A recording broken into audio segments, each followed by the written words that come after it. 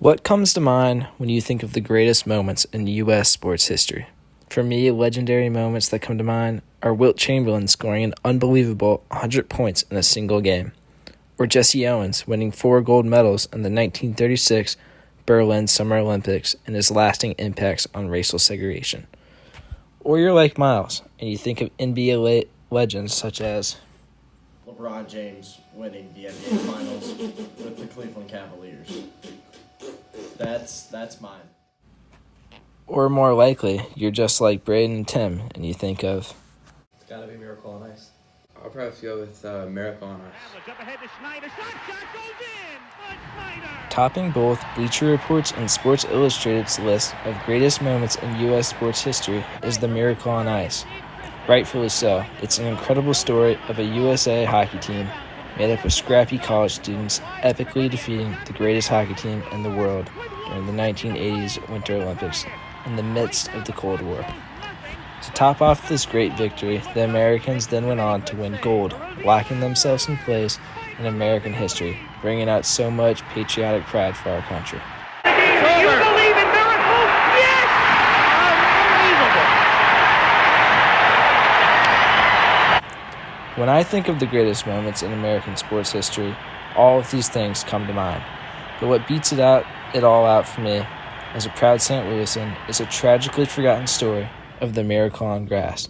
Here's what these SLU sports fans had to say when asked if they've ever heard about the Miracle on Grass. I haven't. Never once in my life. No, sir. On grass? No, sir. Sir. Miracle on Grass, I have not.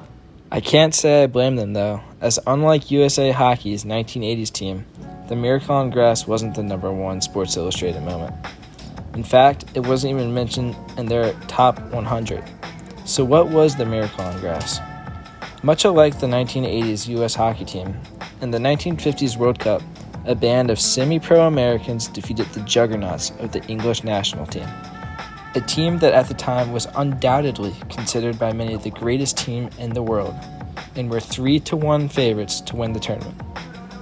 Learn about this incredible story in U.S. soccer history and its unique tie to St. Louis sports that all St. Louisans should know.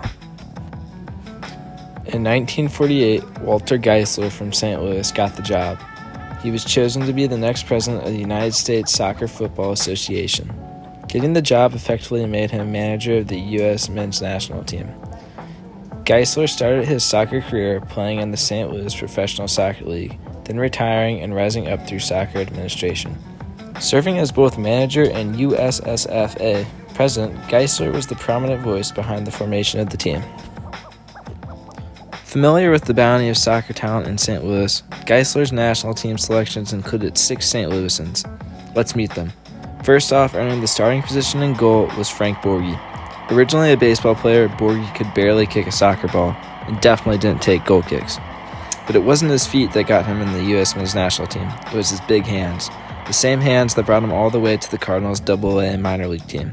Serving in World War II as a combat medic, he was awarded a Purple Heart for his bravery and service. According to Beverly Buck, daughter of famous Cardinal sportscaster Jack Buck, during the Battle of Remagen Bridgehead in Germany, her father was struck by shrapnel in the arm. But that amazingly, having connected the dots years later, Frank Borghi, the company's only combat medic, was the man whose first aid saved Jack Buck from an amputation. After the war, Borghi went on to own a morgue within St. Louis. On defense as starting center back was Charlie Colombo. He worked at St. Ambrose School and Church. Next is Frank Pee Wee Wallace, who was described as a quiet man after surviving 16 months in a German prisoner of war camp. He was an accomplished forward who made a living as a mailman. Then there's Gino Pariani. He was also a forward and made a living working on the docks of the Mississippi River. Unexpectedly chosen to the national team, he had to move his wedding date scheduled during the World Cup. These 4 all grew up together within a few blocks of each other within St. Louis's Italian sector known as The Hill. Now known as Berra Park for being the old stomping grounds of American legend Yogi Berra, it was also home to the neighborhood soccer pitch, squished between 2 baseball fields. Last of the starting 5 from St. Louis was Harry Kia, another defender who, unlike the others, grew up in the Carondelet suburbs and found himself playing for the St. Louis Raiders, a team within the St. Louis Professional Soccer League. Kia's team was solid, but was nothing compared to St. Louis Simpkins forward, who had the other 4 starting St. Louis players on the U.S. men's national team, plus Robert Annis, who held a bench role. The St. Louis Professional League was no shabby conference, as they reached national success in both the 1948 and 1950 seasons by winning the U.S. Open Cup, formerly known as the National Challenge Cup. The U.S. Open Cup brought St. Louis soccer talents into national spotlight, as the U.S. Open Cup was an annual tournament inviting all American professional soccer teams to compete. This tournament still happens to this day and is dominated by MLS teams. St. Louis soccer has a long history of being in the national and international spotlight. In 1950, at an old public school where Gateway STEM High School stands today, St. Louis Lincoln's Forward lost 5-0 against Manchester United in an exhibition match. Other world-renowned teams such as Everton and Liverpool have also made the trip to St. Louis, playing against CYC All-Star teams. Other world-renowned teams such as Everton and Liverpool also made the trip to St. Louis, playing against CYC All-Star teams. Unfortunately, Geisler's selection of St. Louis players was met with much skepticism. Originally selected to the U.S. men's national team, Jack Hines was left without a spot to the World Cup after the New York Times published remarks said in confidence, showing Hines' distaste with the selection process. With a squad assembled, the U.S. men's national team set their goals to qualify for the 1950 World Cup. With the state of the world in 1950, many nations were unable to compete in the competition, leaving more room for America to qualify. Notable countries such as Argentina, Peru, Ecuador were missing from the tournament. 1934 finalist Czechoslovakia and 1938 finalist Hungary also opted out of the tournament, along with the Soviet Union, who in the onslaught of the Cold War would not play Western countries. This left 34 nations qualifying for 16 spots. In Group 9, USA was paired with Cuba and Mexico, where each team played each other twice, with the top 2 from the group moving on. Defeated heavily in the opening match against Mexico, the U.S. team lost 6-0. The national team rebounded with a 1-1 tie against Cuba on September 14, 1949. The one American goal coming in the 23rd minute from the St. Louisan Pee Wee Wallace. Mexico was the clear favorite of this group, leaving America and Cuba one last match to battle it out for the remaining spot. Playing in the Estadio de los Deportes in Mexico City 1 week later, America got out hot in their rematch versus Cuba. The national team dominantly won 5-2, with Wallace sealing the deal early in the second half with the 5th American goal of the game. With this win under Geisler's direction, America had qualified for the first World Cup since 1934, after withdrawing from the 1938 World Cup and the competition's pause for World War II.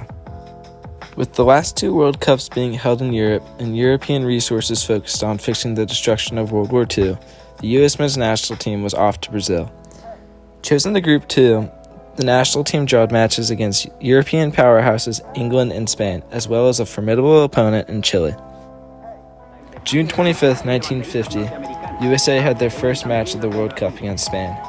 For a country like USA to be playing against a soccer powerhouse such as Spain, the expectations were not high, but they went out there anyway searching for a win.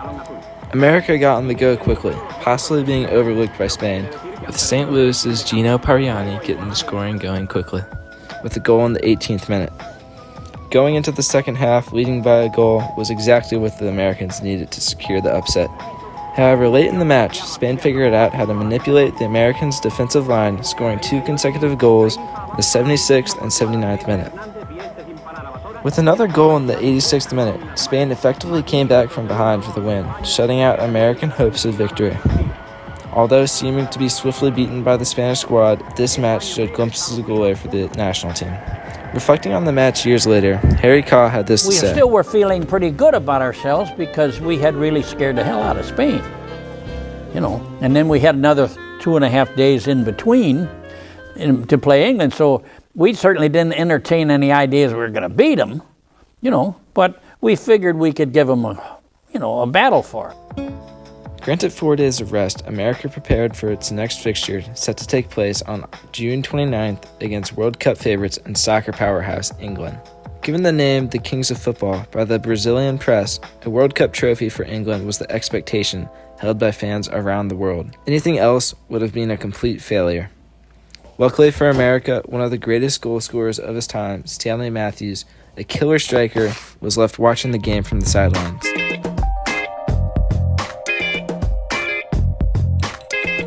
Having been sent on tour in Canada by the Football Association, Matthews missed England's first victory against Chile. England's manager, Arthur Drury, had a strict policy of never changing a winning side, and as a result, Matthews was not a problem for the Americans. According to everybody who ever wrote about Stanley Matthews, he was probably one of the greatest talents that there ever was. Now, had he played, the chances are they would have won, But the chances are they would have won anyway. The Americans went into the game with no expectations of victory. A team made up of mailmen, dishwashers, and an undertaker had little odds against the best in the world. Nevertheless, the game started, and they went off to try and accomplish the impossible. The English, who were shooting jokes and having fun, started the game dominantly. Being bombarded by the English, Borghi made save after save, keeping the score level. In the 37th minute, a dishwasher from New York, Joe Gatkins, got his head on the ball inside the box, placing it past the goalie, giving the Americans the lead. Lighting a fire in the bellies of the English, they came out even harder in the second half. Pressing too hard in a crazed state, the English play style became disorganized. In the later minutes of the game, Charlie Colombo took down English forward Stanley Mortson right out of the side of the penalty box. The guy was running straight ahead and away from him, and Colombo looked like he was too far behind him, and he just dove headlong and just hit him straight in the back of the knees and grabbed him like that. And, then they both went, they must have went 15 feet, till the momentum carried him. But like Colombo said, and of course that's the way Colombo was, He was getting away from me. I had to stop him some way. On the subsequent cross, English player Jimmy Mullins headed the ball down towards the net, bouncing past the keeper. Using his big hands, Borghi made an outstanding save, reaching back and pulling the ball away from the goal line. The British were adamant that they had scored, but the refs ruled Borghi stopped the ball before it crossed the entirety of the line. The Stars got their recognition. The Brazilian fans, rooting against their biggest competition, stormed the field and carried Borghi and Gatkins on their shoulders across the stadium. How come, then, one of the greatest sporting upsets of all time is hardly known? Well, in England, English press mistakenly reported England winning the match 10-1, believing that the score reported of America scoring 1 and England scoring 0 to be a typo. Well, then what about America? In America, players returned home only with congratulations from their families. There were no parades and celebrations, not even reporters. The American sports scene had no interest in the World Cup. The St. Louis Post-Dispatch included a story of the U.S. men's national team. It was one of the few outlets to give the game any publicity, as others deemed it unworthy of their time. After this, players went back to their normal lives, continuing to play for the teams in the St. Louis Professional League. Kiyah and Colombo continued to play with the U.S. men's national team in both the 1952 Olympics and the 1954 World Cup, but they never played a game bigger than against England. Kiyah would go on to reach incredible success in the soccer world, getting hired as SLU's head coach. In his first year under tenure, he took the team to a national championship in 1967. Over his 15 years at SLU, Kiyah accumulated 5 NCAA titles. 26 years later, in 1976, the players and coaches of the U.S. men's national team were more formally recognized for their incredible. The entirety of the team was inducted into the United States Soccer Hall of Fame.